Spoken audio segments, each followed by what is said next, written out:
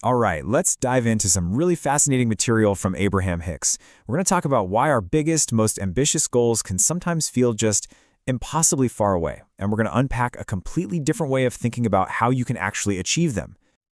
You know, this whole thing really starts with a feeling that I bet every single one of us has had.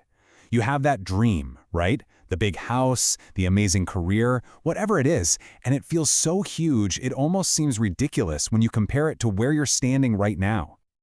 So what's up with that? Why does that dream house feel like a total fantasy?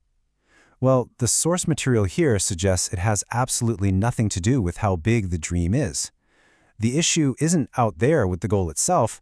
The issue is in here, with our own alignment to it. And this is the core idea. When a goal feels way bigger, that's just a signal telling you that you're not in the vibrational vicinity of it yet. It's kind of like a radio. The song you want to hear is playing, for sure, but your tuner is just not on the right station. It's a gap in the feeling. Okay, so if the problem is this vibrational gap, then the solution isn't what we usually think it is. It's not about working harder or struggling more or making a 10-point plan. Nope, the solution is an internal one. It's what the source calls the vibrational journey. And this brings us to the central concept you gotta get, the vortex. The best way to think about it is like this cosmic bank account. Everything you've ever asked for, every single desire, has already been gathered up and it's just sitting there, waiting for you to get aligned and, make a withdrawal. Now this is where it gets really interesting. Look at the difference here. On one side, you have the good old action journey. That's where we get totally obsessed with the how, when, and where. But on the other side, you have the emotional journey, which says, hey, forget all that. Just focus on finding the feeling of what you want, that amazing feeling of relief and excitement. And this quote just nails it, doesn't it? Your main job isn't to figure out how to build the house brick by brick. According to this philosophy, your only real work is to get yourself into that feeling of alignment, to get into the vortex, where, vibrationally speaking, that house already exists for you. Okay, so that all sounds great, but how do you actually do it? How do you take this emotional journey and get into the vortex?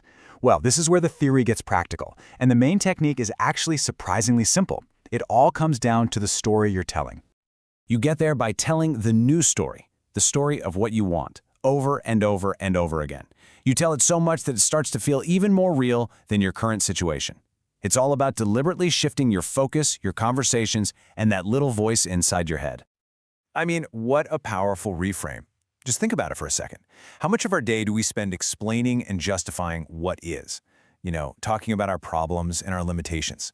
This challenges you to flip that script and start talking about where you're going. So we've covered the theory of telling a new story.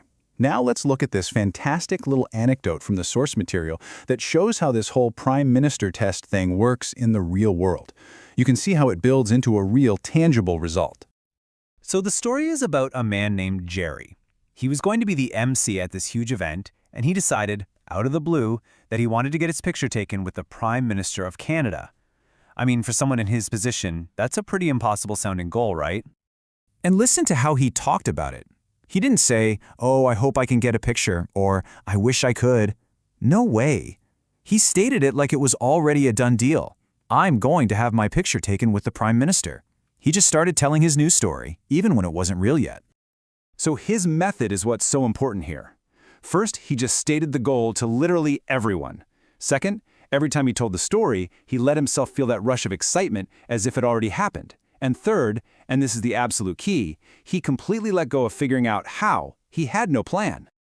So what happened? Well, at the event, he just happened to sit next to this woman in the front row. He told her his story, and she just casually says, "Oh, my son is a minister of parliament. I'll make the arrangements." And just like that, it happened, effortlessly, from a path he never could have predicted. Jerry's story is just the perfect illustration of this whole idea. The real work isn't in the hustle and the grind. It's about this radical shift in focus away from the mechanics of how your dream is going to happen. It is all about letting go of the how. And the source material is super clear about this. Your job is not to manage the universe. When you obsess over all these details, the how, the when, the where, the who, you just create resistance. That's not your work. So instead of all that worry, your only job is to ask yourself this one simple question all day long. How can I get in the vortex? See how that flips it? It takes your focus off of all these external things you can't control and puts it right back on your internal emotional state, which is the only thing you ever need to manage.